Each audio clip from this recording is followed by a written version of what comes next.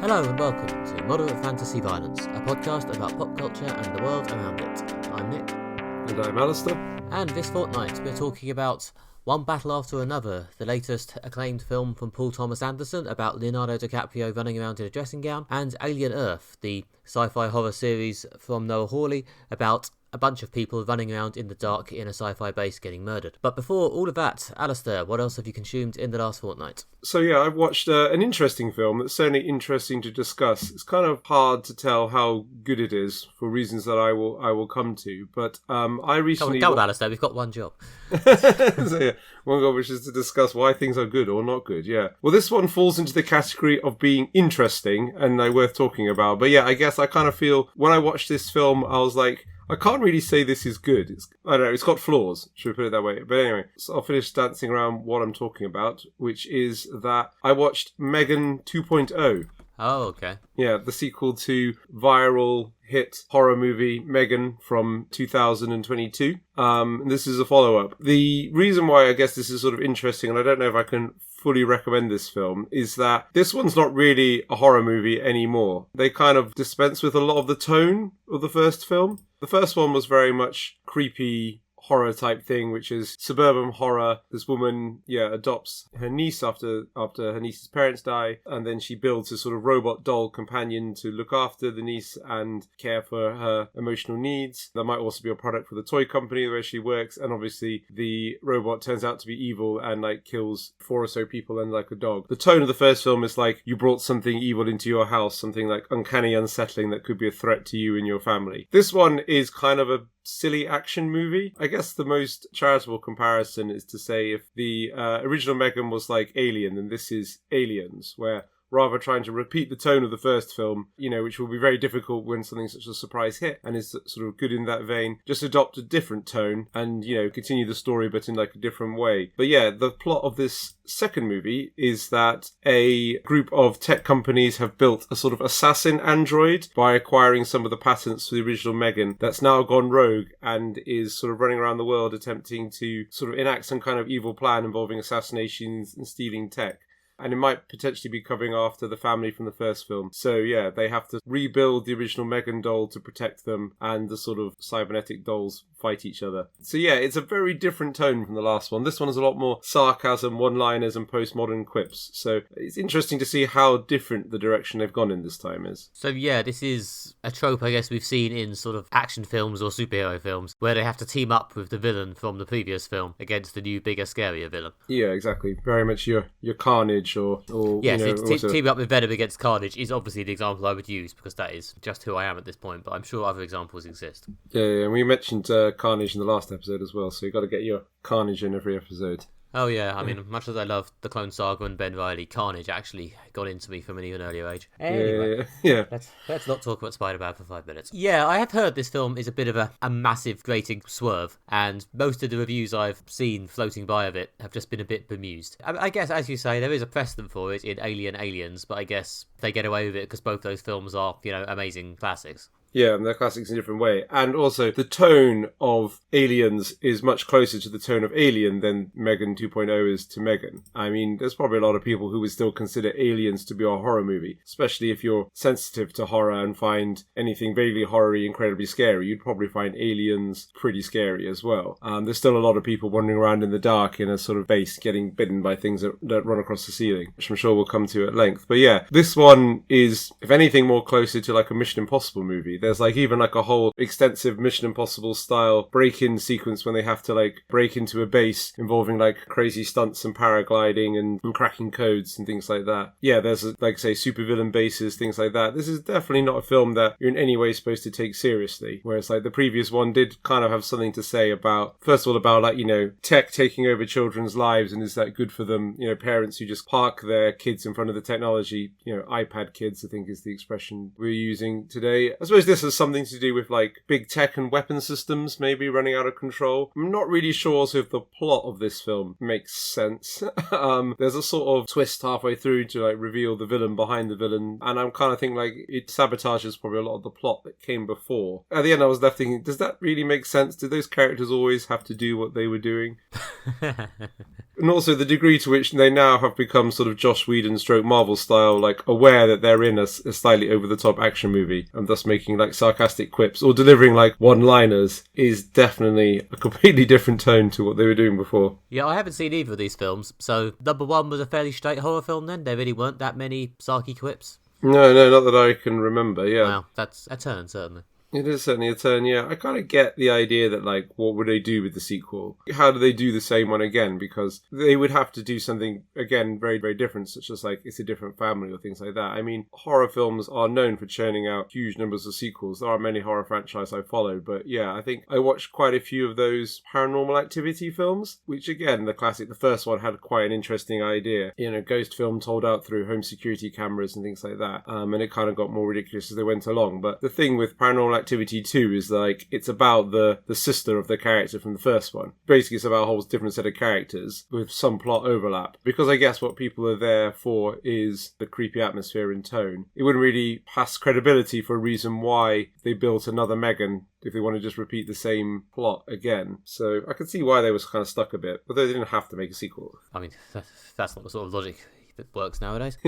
I mean, I've not followed that many horror franchises because although I find some of them quite fascinating in terms of how they wring so many films out of these premises, I am actually quite squeamish about visual gore, so not really my thing. But surely you could just make one where the monster comes back and chases some more people, and that'll probably satisfy most horror fans as long as you put some effort into it. Yeah. I mean, you said there needs to be a plausible reason why the villain comes back. Really? Is there a plausible reason why the villain comes back in all the other horror sequels? Probably not, no. In fact, there has to be one that's believable enough that the audience buys into it and it isn't there sitting thinking, like, this is ridiculous. But I guess a haunted doll wouldn't behave like that. I suppose, yeah.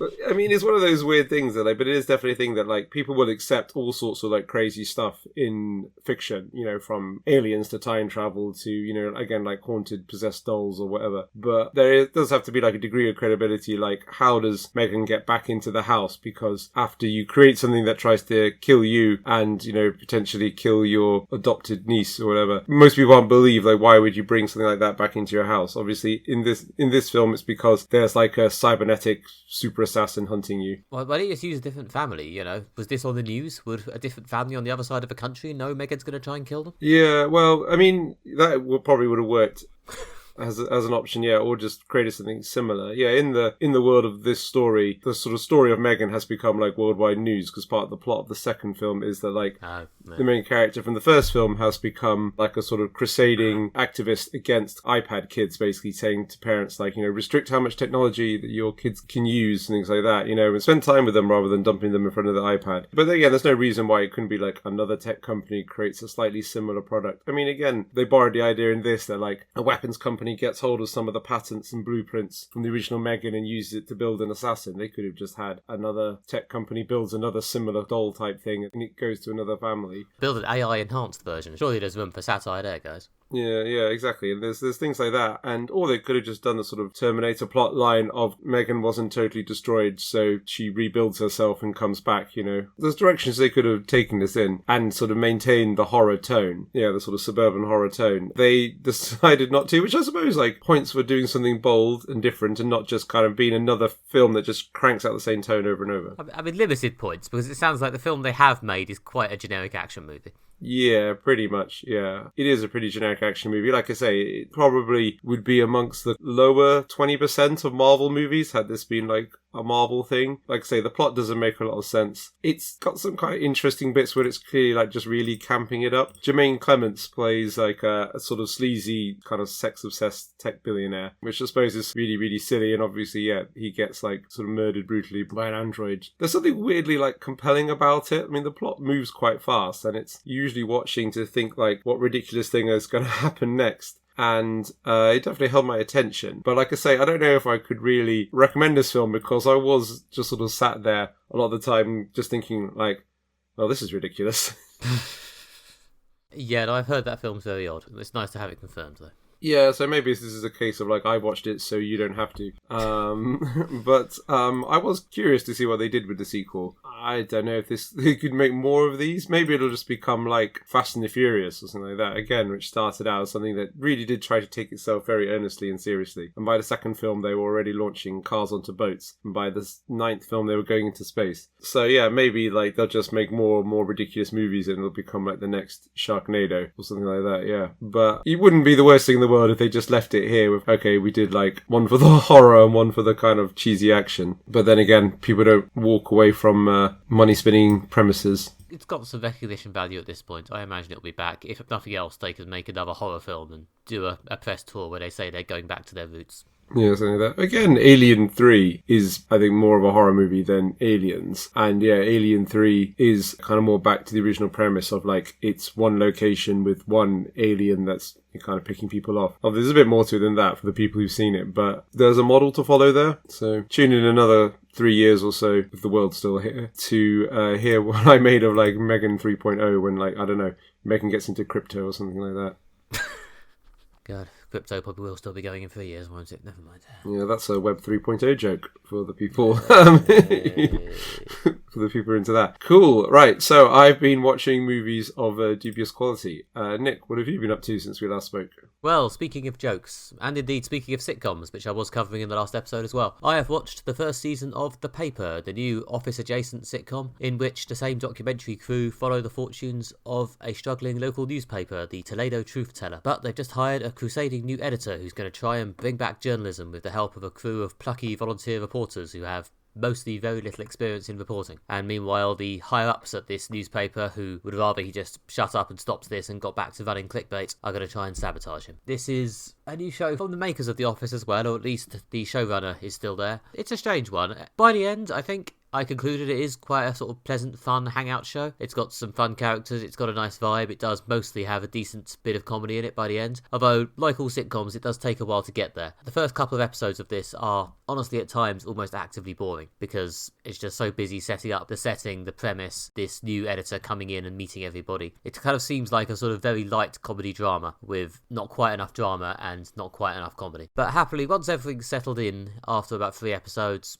it does kind of step back from the taking itself seriously and do more jokes, which is kind of what I'm after in my comedies. And yeah, as I say, it's fun enough. I think there's a slightly odd sort of tonal mismatch between the comedy and, I don't know, I think the thing they're slightly struggling with is that whereas in The Office, the thing the business was trying to achieve was selling paper, which you can just joke about as being pointless, but you can just sort of make endless jokes about the eternal futility of struggling all day in this job to sell blank sheets of paper. Whereas there's this vague sense that the thing the guy is trying to accomplish in this one, sort of saving journalism at this local paper, is vaguely noble, and therefore they can't quite aggressively undercut him or make endless jokes about how inane and stupid everything is, which is maybe holding them back from being truly hilarious. But despite that, it does become funny enough by the end. That's interesting, yeah. I've heard mixed things about this show, though I am intrigued to watch it. But if it's a sort of comedy drama, that sounds like it's, again, tonally different to The Office, because The Office is just straight up comedy, I believe. The American Office, that is. Obviously, the British one is very much a comedy. The US Office is comedy within the sort of American sitcom genre, wherein it has a certain amount of sincere emotion in it to make sure you stay hooked in. Like, there's usually at least some sort of, emotional beat at the end of every episode where the characters have a real moment. At least one or two of the characters have a real moment,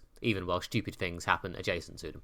Yeah, I mean, that's the same as Friends or Simpsons, King of the Hill. Yeah, we talked about that before, the US sitcom formula. This is doing something kind of similar. As I say, it's just in the sort of early episodes when it's setting itself up, I think it gets a little bit too sidetracked with this is actually a serious noble crusade stuff before it gets to about episode 3 or 4 and remembers that it's a comedy and it can just undercut things a bit. Like the lead character, Ned, the sort of new editor, is played by Domhnall Gleeson, who does a good job. But in the first couple of episodes, he does just sort of seem like a nice young man. To be honest, as a lead, he's a bit wet, if anything. But when the show starts to work is, a few episodes in, when it starts to, like, undercut him a bit by leaning on the idea that he's this guy who sort of, he's got this, like, very strong self-image of himself as a crusading hero, and he doesn't actually know that much about journalism. He's, for, like, quite convoluted backstory reasons, he too has been promoted to this job, despite having never worked in journalism before. He was previously a toilet roll salesman. And So that's funny. And he's just, clearly read a lot about journalism on the internet or something. And he's got all these ideas and this sort of intense self-image of himself as a crusading hero, and it just repeatedly meets reality. And sometimes, a lot of the time, to be honest, he handles it by getting belligerent and throwing a bit of a tantrum. It's not dissimilar to Michael Scott in The Office, who I think had this problem of desperately wanting to be both a respected manager and everyone's best friend and father figure, and used to get angry when people didn't view him as whichever one he wanted to be at the time. And Ned, I think, wants to be a hero, and also sort of wants to be everyone's friend, and the two just sort of clash, and he just gets into stupid fights with people. As I say, once they get to that point where the lead character is less a sort of slightly boring, earnest young hero come to a new place to do good, and a bit more of this sort of yelling idiot, I think the show gets a lot better, because that's much funnier. Yeah, that sounds about right. And I suppose it's also the point when they stop getting, I guess, maybe so invested in the noble crusade of journalism, because, there is obviously, there's a lot in the world about the decline of local journalism, and a lot of people pointing out that, like, kind of in the rise of, like, fake news and things like that, and social media news taking over everything, it's partly because we've entirely gutted the local news infrastructure. Local papers really do struggle, and they were once a trusted source of knowledge, and now they've been kind of replaced as a source of local news by local Facebook groups, which are just like hotbeds of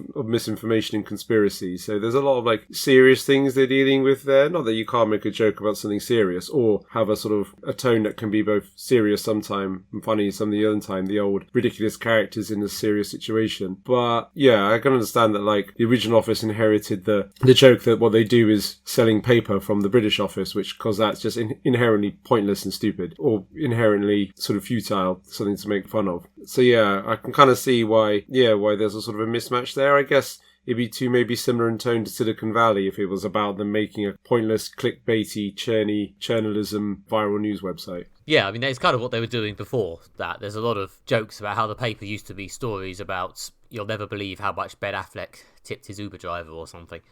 But he's trying to get back to actual local journalism. And then there's lots of jokes about him trying desperately to cover stories like why the toilet in the park has been closed for so long, and that sort of thing, which is funny. Yeah, it does eventually get there. It does eventually become comedy. It's kind of low-impact comedy, to be honest. This is not hilarity. It will not, leave you drowning in lols. I went straight into this after watching, as I said last time, both Ghosts and Abbott Elementary, and both of those are much funnier. Both of those have a lot more metronomic big laughs, whereas this just more has a string of likeable characters and gentle chuckles once you get past the first few episodes, which don't have many chuckles. So it's fine. It's got Tim Key in it playing the sort of incredibly sleazy Weasley manager, which he has some fun with, although whether intentionally or not, he does kind of come across like he's doing Ricky Gervais in the original UK Office quite a bit of the time, especially again early on. But he does eventually come to his own in it a bit. Yeah, Tim Key's great. Obviously, discussed quite a bit on the podcast. Very, very funny man, and I can imagine he'd do well with that sort of role. But I guess also possibly, similar to the Ricky Gervais character. It sounds like one of those things that like this show that like, maybe a sort of slightly rough first season whilst they find their feet, but maybe the second season will be when they knock it out of the park. Didn't people say something similar about Parks and Rec, or even the original Office? And the US Office, yes. Both had slightly rough first season. So they've already been renewed for the second year, so they're at least getting that time to find themselves. So I'll be back for the second season, because there is some chance it could be great. You never know.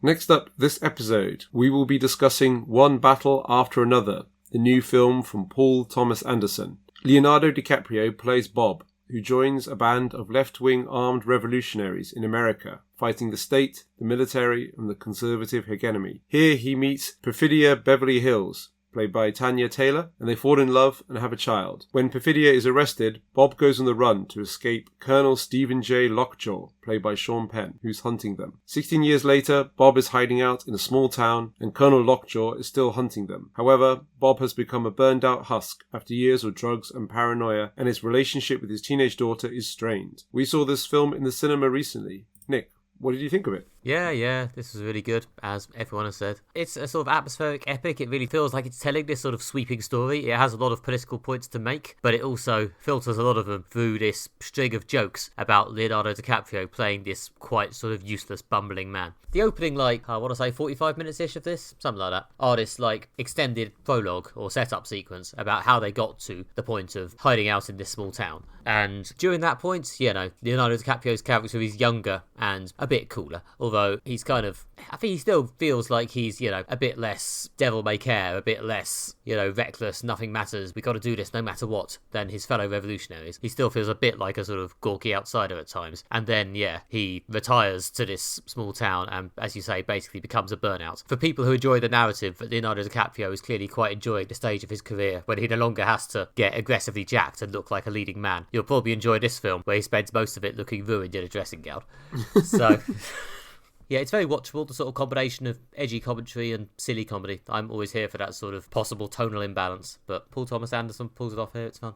Yeah, I feel they do nail the tone for this film, which is kind of like essential, really, in that it's both really tense and really funny, especially as it escalates throughout. The film is a quite tense thriller, but it's, I think, as I alluded to, I think just in the recommendations bit, it's kind of got that classic thing of, that can work really well, of ridiculous characters in a serious situation, which I kind of first encountered in Shaun of the Dead, basically, where the characters produce all the comedy because they're kind of silly, like ridiculous people. But what they're dealing with is not only a serious situation, but also it's not like spoofed or played for laughs or anything like that.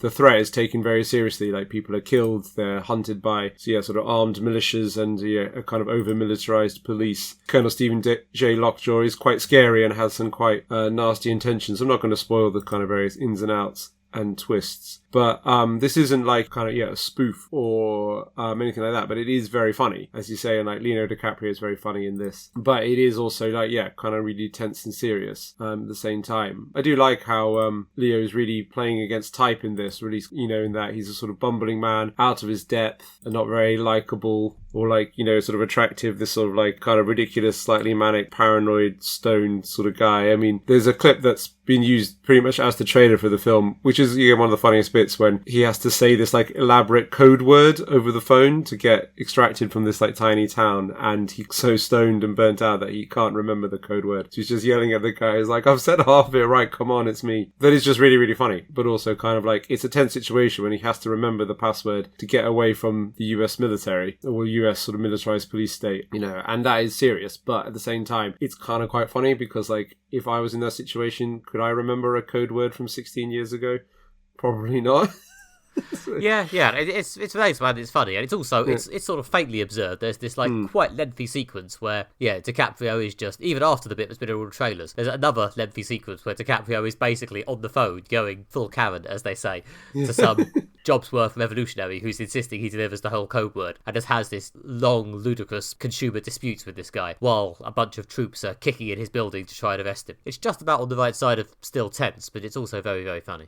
Yeah. Which I think that's the strength of the film. Absolutely, yeah. And I mean, that really comes from Paul Thomas Anderson's directing, that he's really good at balancing different tones and slightly abnormal tones. Like, we really liked his last film that we covered, Licorice Pizza, which again had these big characters in it. There was like, this kind of spoof film star who was like played by Bradley Cooper, who was quite over the top. And there was some more sort of strange characters in this sort of small Californian town that film was set in. So yeah, I think he's very good at like creating these like serious situations and like serious plot lines, but also having like ridiculous characters. Like, he's done good work with like Adam Sandler and like other comedic actors. Yeah, I think the tone, it's not quite as silly as some comedy drama films we've covered. Like, there were some Coen brothers films for the, vaguely dramatic but also actively silly. Whereas this, I think, is a bit more like serious business than that. It doesn't want to completely undercut the points he's making by having someone turn up doing a full cartoon performance. But there's a lot of like gently silly characters here, like the Benicio del Toro character, who's this sort of leader of the sort of immigrant community, who's also a sensei at a dojo, who has this sort of lovable dad vibe, but is also, deadly serious about leading his people, who's a very fun character. And again, sort of gently entertaining at times and often slightly exasperated by DiCaprio's stoner bullshit, which is quite funny. Yeah. No, that's a really good character. And also I think it really shows like, an interesting approach to characterization. I think, Alastair director who just made Benicio del Toro character, just basically he's the sort of, the kind of leader of this kind of Mexican community in this small town and like a sort of bit of a badass. They don't have him doing something like, running a soup kitchen or like a church hall or something like that. But just to make it different, like he's really, really into Japanese stuff. Everyone just refers to him as sensei, and he runs a dojo and teaches martial arts, and it's never really explained why. Like, I think it's like he's got this like strange like Japanese side to him. Although, yeah, I guess his sense of like he's like a warrior. It's just one of those things, like it's just like an extra layer to the character that makes him feel in some ways like a more realistic sort of person, because you meet these people in life, everyone's got a kind of weird mix of different ideas and things they've picked up from pop culture, from their own life experiences, from their own background. So it does also make him feel like a more three-dimensional character, but also like at the same time it's also fairly ridiculous, and it kind of contributes to this sort of like almost like hyper real, over the top tone that the film has that really works. Again, that seems to run through various like Paul Thomas Anderson works. Like we're not in like Coen Brothers world where things are like extreme but kind of like silly. Like again, Burn After Reading is like one that's like pretty funny Coen Brothers film, and like it's got some Brad Pitt being like really, really silly. It has its serious moments, but this is much more, as you say, like on the sort of serious path than a lot of like say the Coen Brothers stuff. Well, yeah, it's got both some topical commentary points it wants to make, and also, I think it's quite a serious film about the emotions or the feel of it. Like, it wants to make its point. And, for all that this is, a good, edgy film, it's also making, a point you've seen in many, many other movies about how your real family is the people who show up, not just whoever you're related to. Which, again, is one we've seen a lot, but it's here with, a lot of charm and a lot of momentum, and it still feels fresh because it's very sincere about that, and it doesn't undercut it with silliness, even though there is a lot of silliness.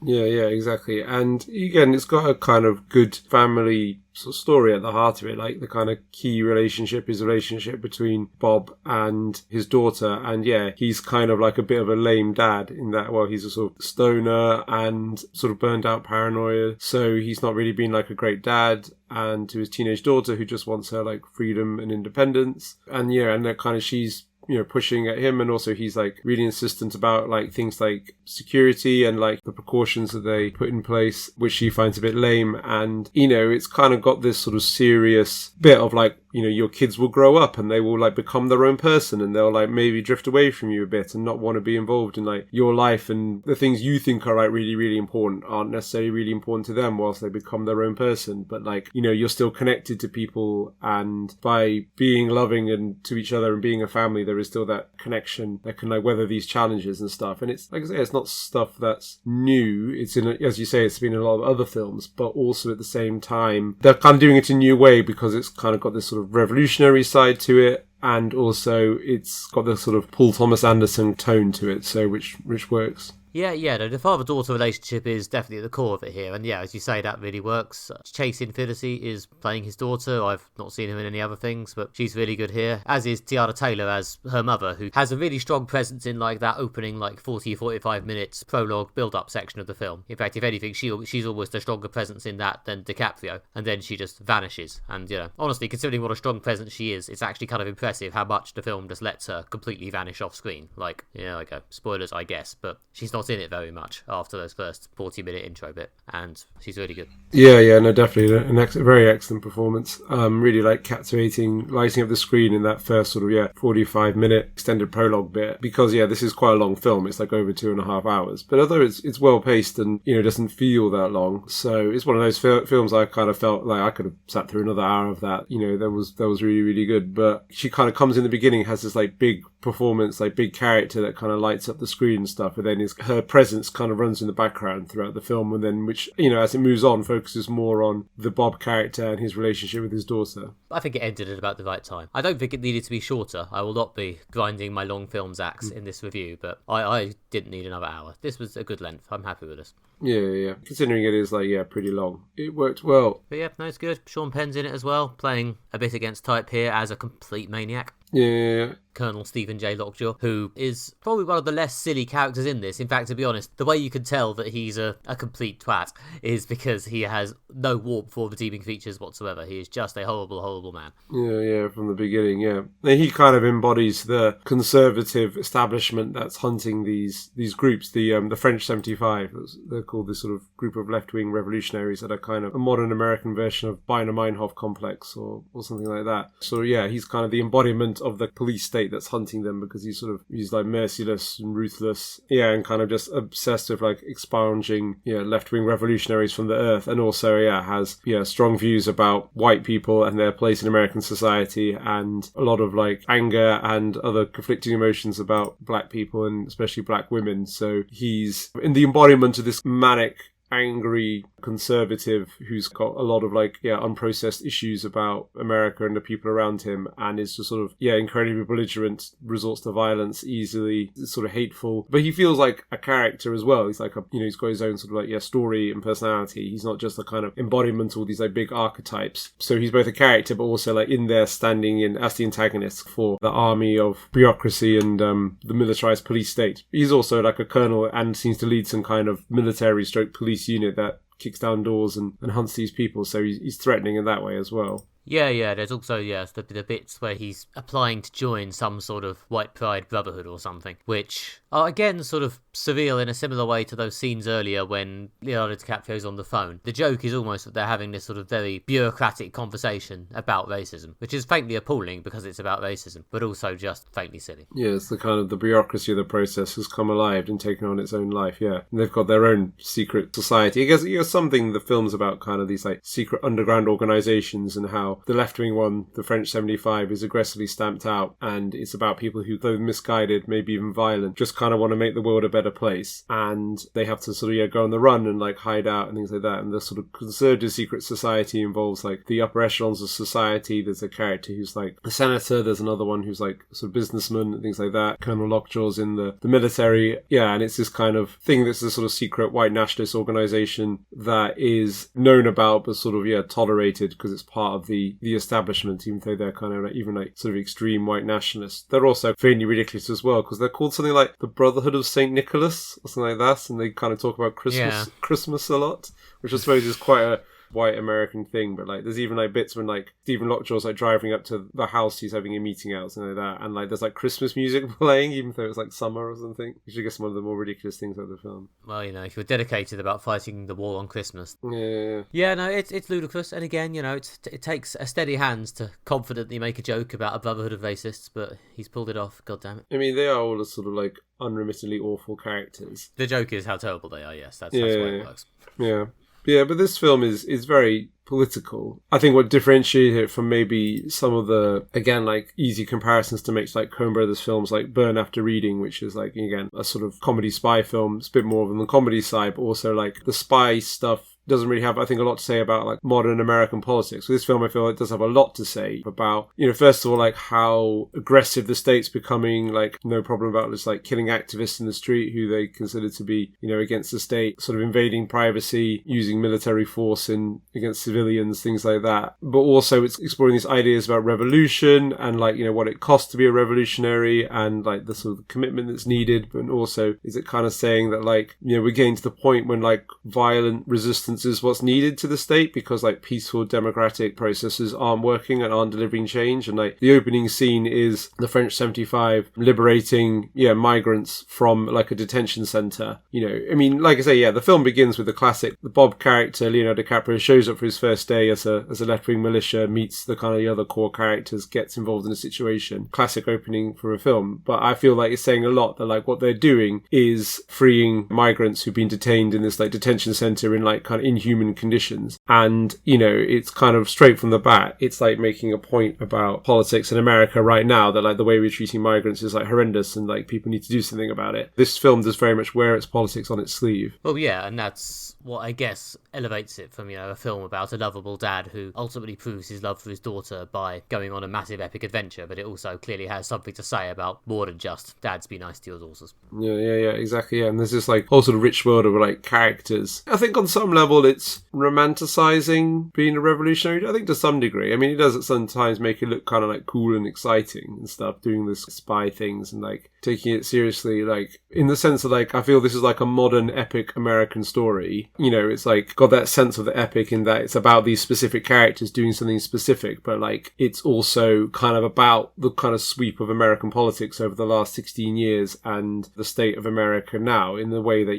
anything from like Citizen Kane or Gone Like the Wind, the characters are like, they're about a big moment in American history or about these bigger things as well as their personal relationships. I feel, that's one of the things about this film, that like it's got this element, and like it's not as like romanticizing being a revolutionary as much as like, again, a film that's played more for laughs like The French Dispatch or something like that. But, it kind of makes it look exciting and interesting, as well as obviously being like about these people are sort of nice people who just kind of want to have their family as well at the end of the day. I mean, it also makes it look quite, I don't know, lonely and isolating. I mean, DiCaprio basically chooses to get out of it in the end.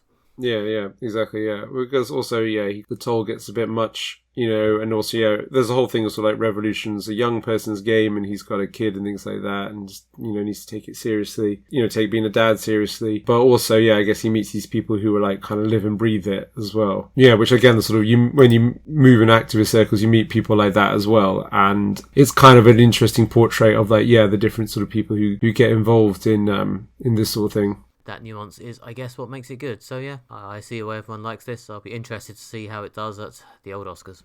Yeah, that's another good point. Yeah, I don't know if it's like too raw and political for the Oscars to nominate, a film literally about left-wing revolutionaries like tear-gassing the police state and tying up police people, robbing banks. But who knows? I don't know. I mean, I'm sure there'll be plenty of dreary biopics coming up in the next few months to take those spots. I believe we saw trailers for a few of them. Yeah. But yeah, considering this seems to be one of the most universally consensus acclaimed films of the year so far, I would be surprised if it isn't represented somewhere.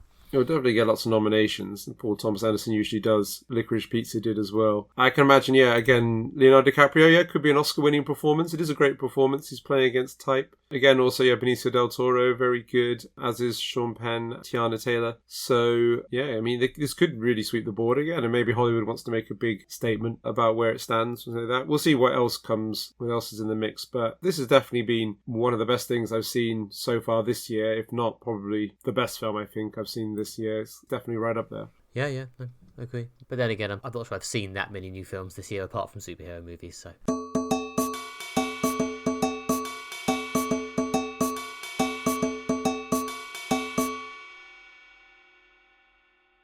Finally, this episode, we will be discussing Alien Earth, a new TV show in the Alien franchise, created by Noah Hawley, who we've enjoyed on the podcast before. In this TV show, a mysterious spaceship crashes into Earth carrying a cargo of experimental and unusual life forms from an alien planet, including some very familiar, terrifying alien creatures and also some new ones. At the same time, a tech trillionaire, who's also a boy genius, has created a way to move human minds into synthetic bodies and has used this to save the lives of some terminally ill children who now live on his island, where they live out some strange Peter Pan-like fantasy with more creepy things going on. However, when the spaceship carrying the alien samples crashes into his territory, his new synthetic children are sent out into the world to see if they can recover something valuable or dangerous. We have seen the complete first season of this new show that's on Disney Plus in the UK. Nick,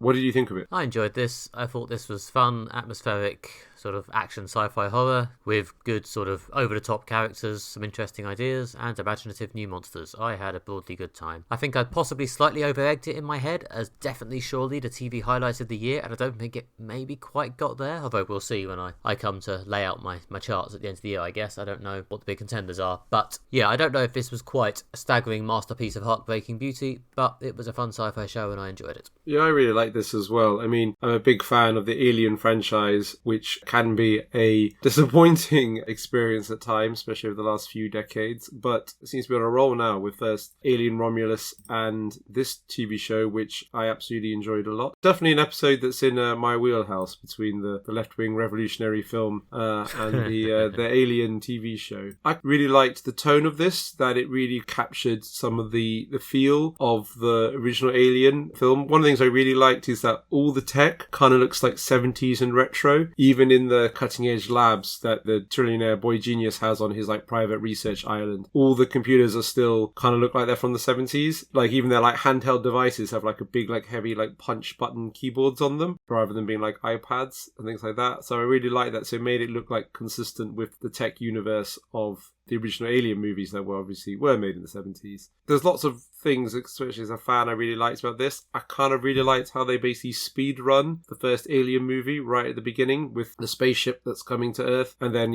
crashes with the alien and some other creatures on board. And they introduce the ship carrying a cargo of like mysterious alien creatures. It's got a whole crew, including some familiar actors involved. Michael Smiley, which people have enjoyed in everything from Space to Luther, turns comes up as, again, one of the sort of grizzled engineering types that is usually in an Alien film. And they, in like an episode or two, speed run their way through the first Alien movie, have everyone killed pretty much, and the aliens on the loose then on Earth. But there's also like interesting other bits which you can get into it. Like, again, these focus on the replicants side of the Alien story, and these kids being put into these adult sort of machine bodies is like a really interesting like sci-fi concept. So there's a lot really to dig into and appreciate here. I appreciate it, but yeah, with a bit more space in the sort of whole TV show, you could do something a bit more interesting than, well, let's just throw some people into a space with an alien and see what happens. Which, I quite enjoyed Alien Romulus as a sort of fun sci-fi horror movie, but it wasn't doing anything new. In fact, it was almost consciously trying to just give you Alien again, and then possibly also Aliens again. Yeah, I appreciated the desire to try and both appease the fan base with, what they want,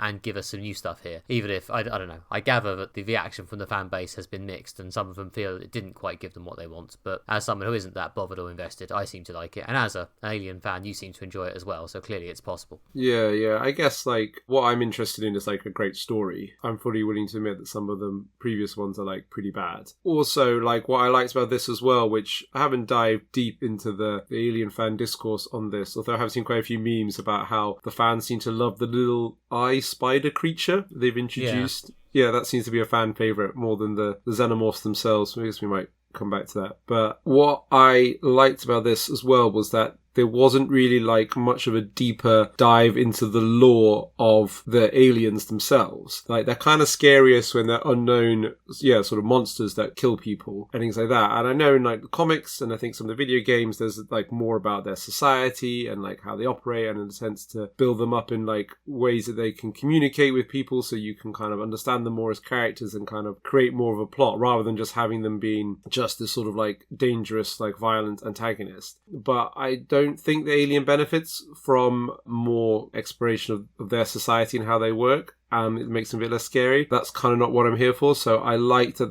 they want more depth to this because it's a full TV show. It's like a, Battlestar Galactica, Lost, Breaking Bad, whatever have you, arc TV show where each episode is a piece of a story rather than a self-contained story in its own right. And that has scope for like substantial character development, world building and things like that, all those things you want from a sci-fi show. But they're like, okay, well, let's go into like the big tech companies on Earth. Obviously there's political parallels there. Let's dig more into the replicants, how they came about.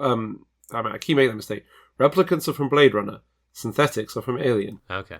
You can see how the mistake could be made. Yes, dig more into the synthetics, how they came about with this interesting whole thing of like, these children being put into these grown-up bodies and then like becoming they're not adults, they're not children, they're not entirely human. So there's lots of like ways it builds out the lore and like builds out of both this show and I guess the whole, like by extension, the whole like Alien universe. It adds in some new creatures like the eyeball thing as well. And it does that in an interesting way whilst still keeping the aliens like mysterious and dangerous and violent. So that's kind of what I really dug into it. I guess there probably were some fans who wanted to see more things like the Alien King and the Alien Queen Mother and things like that, but like I feel that side of the lore is like best like left out. Oh yeah, I mean, to circle back to the symbiote aliens from Spider-Man yet again, there have been a few stories where we have seen their planet and their society, and it never adds anything. Never. It's never good. It's just a load of slime. It doesn't help. They're meant to be mysterious and deadly, Yeah, exactly, yeah. I am not a big Alien fan. I have consumed very, very little of the ancillary media. I've barely consumed all the key media. I've never even seen Aliens, but I do suspect it's probably true of Alien as well. So yeah, I think this show did a good job of building out as in the title, the world of Earth in the Alien universe, which is, I think, the more interesting part with space to grow, because previous Alien spin-offs have gotten so fixated on how can we expand on the idea of the alien. But going back to what's Earth like at this point, what's this world where Earth is controlled by competing tech companies actually like, and how does that play into their attitude to the aliens, is, I think, probably a more interesting thing to explore. Maybe that's not what the fans want, I don't know. But I found it good here. I thought the new monsters were, again, a successful addition of something new. I think they were fun and memorable and enjoyably sort of icky. As you say, the spider eye thing was great. Enjoyed that a lot. We've discussed my enjoyment of farm animals on the podcast before, and yes, one of the main villains being a possessed sheep is very much what I'm here for. for.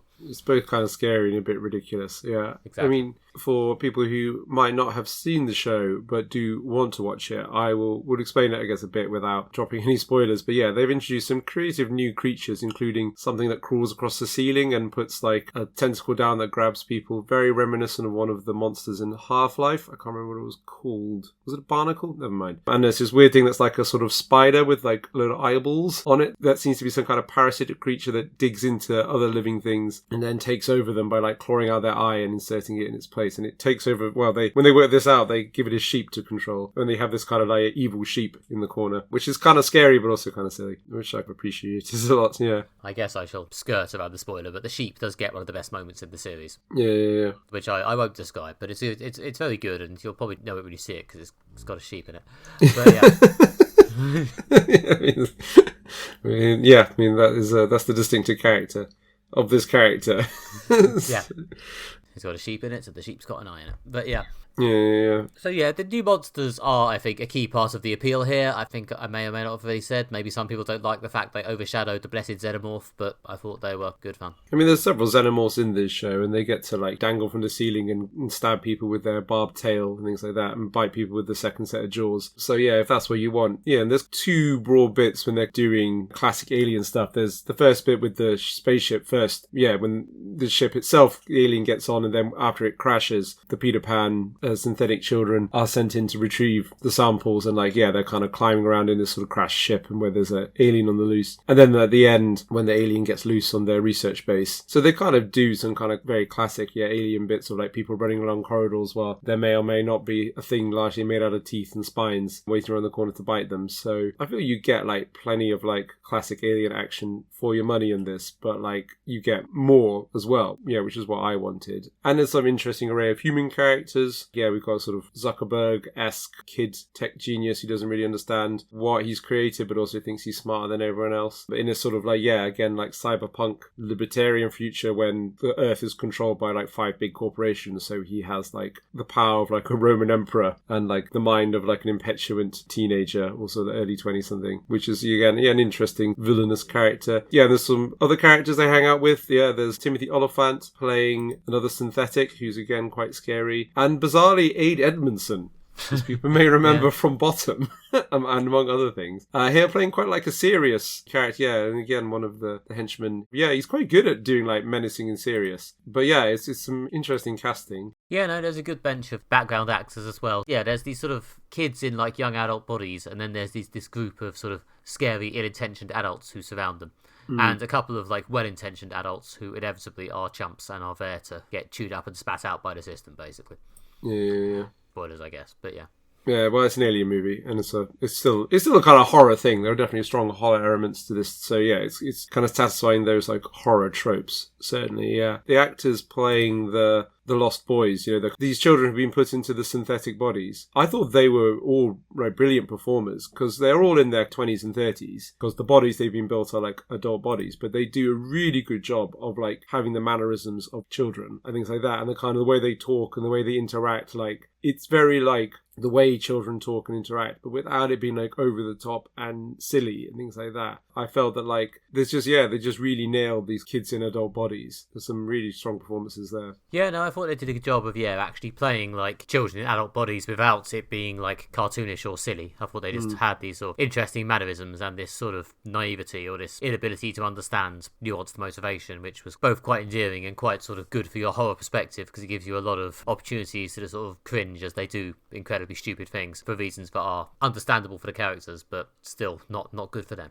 Yeah, they can get manipulated like kids and sort of behave like kids a lot of the time, which is interesting. But there's also something really like uncanny and creepy about like children in like a grown-up body like behaving in this like strange way. And again, they're not like grown-ups, they're like they have enhanced strength and speed and things like that, and obviously they have the potential to be immortal and there's things like that. Yeah, there's something interesting about these characters, and again, they're the characters that get the most attention and they're kind of interesting ones to like unpack the psychology and their backgrounds and their stories bodies. Primarily the main one, so they all get renamed when they get their synthetic bodies. They all get named after Peter Pan characters. The main one, who's the first one, is called Wendy, and there's Nibs, there's Curly, there's Toodles, other characters, yeah. But the main one, played by Sydney Chandler, I thought was really, really good, and like an interesting character to unpack and explore. Yeah, I thought she was really good in Pistol, TV show we discussed in the podcast. That was good. And yeah, Don't Worry Darling, which was a bit of a miss of a film, but she did have a good role in that. And yeah, I thought it was a really interesting main character to dive into, like, psychologically and go on like a journey with her. Yeah, no, she was particularly good. Yeah, she had a lot of interesting stuff to play as she sort of discovers a slightly weird relationship with all the aliens and stuff. There's also her brother, who's one of the human POV characters. He's good as well. Yeah, again, because it's a whole 8-episode TV show, they have a bit more scope to bring in more characters and set things up, and hopefully they'll get to explore more of that in season 2. If I had to complain substantially about something in this show, it's the fact that, again, just about not spoiling, it does basically end on a cliffhanger, or at least a very substantial throw to next season, which, as of this recording, has not yet been commissioned. I must admit, this is probably slightly unfair of me, that in a world of shows often getting randomly cancelled or taking 2 to 3 years to release a new season, I must admit I don't enjoy them being quite this open-ended as much as I might have done in the past. Yeah, I guess it was better when, like, we were talking about things like, Battlestar Galactica, Lost, Breaking Bad, things like that, these shows that, like, really set the mold for this kind of premium arc-based TV. But the thing with those shows is you were guaranteed a season a year, unless it got cancelled. But, like, yeah, they came out one year every year, in order, so that, like, you knew you were getting more soon. We don't know when this is continuing, and we don't know if it will continue, when it's continuing. But also, even if they do make more of it, which I guess they assume they will, and it seems to be successful and well received, and it's in a popular, well-liked franchise, as we do maybe get more of it, but, like, when? It could be like 2028 or something like that. Yeah, and I guess, echoing what you were saying, the criticism is, like, quite a lot of this does seem to be, like, set up for what happens next. Like, again, the kind of cliffhanger ending is kind of, I think, setting what will probably be, like, I guess, the main plot in motion. I mean, as I said, like, you get a lot of what you want from aliens and an alien story in this, in that, like, there's people running away from monsters, and there's scary bits, and there's, good characterization, and there's, like, some character plots and things like that are good as well. So that's all good stuff, but, like, where it's going is clearly what's going to happen next, but when and if and all the rest of it. If anything, the problem is I would actually like to see what happens next. There's clearly some big sci-fi concepts at work here, and if we're teasing the idea of the aliens and the synthetics heading out into the world, that is of interest. So I would like to see what happens next. I enjoyed this, but yeah. Yeah, they built up a whole sci-fi world and, like, introduced all the concepts and the characters and their relations and things like that. And it's a classic, like, okay, great. Now we've all got that established. Let's see what we can do with it. But again, when and if and all the rest of it. But yeah, outside of that annoying intrusion of the actual tedious reality, yeah, no, this was a good show. As I say, maybe not quite the heartbreaking work of transcendent genius I hoped it might be, but I enjoyed it a lot. We'll watch more if they make it. Okay, and that was Moderate Fantasy Violence for this fortnight. Thank you very much for listening. If you have enjoyed this podcast, why not go to moderatefantasyviolence.com and listen to literally hundreds more episodes. We're over 250 now. How? Who knows? And if you enjoyed all that, then please leave us a nice 5-star review wherever it is you locate your podcasts. If it has a little review option, just click on it. Why not? And after you've done that, why don't you follow us on social media? You can head to Blue Sky, where we're at MFV Podcast, or follow us on Facebook by searching for Moderate Fantasy Violence. And then after that, you can follow me on social media by searching for Alastair Ball on either Blue Sky, Instagram, or TikTok. Or you can visit my website, redtrainblog.com, to find more writing, or you can find my theatre reviews at everythingtheatre.com. And I've been Nick Bryan. You can find me online at nickbryan.com on the internet, nickbryan.com with a dot on Blue Sky, and nickbryan.com with the word dot on Instagram. The Worrywarts Kickstarter has now finished. Thank you everyone who backed. Your copy should be with you in the next week or two. Maybe even by the time the next episode of MFV comes out. And speaking of which, in that episode we will be covering more superhero stuff. Yes, you best believe I'm happy. We'll be doing the second season of Peacemaker, and then we'll be covering Marvel Zombies, the Halloween-appropriate new animated show on Disney+. I don't know if it'll feature a zombie version of Venom or Carnage. Let's find out together. So yep, we'll see you in 2 weeks for that. Bye-bye. Bye.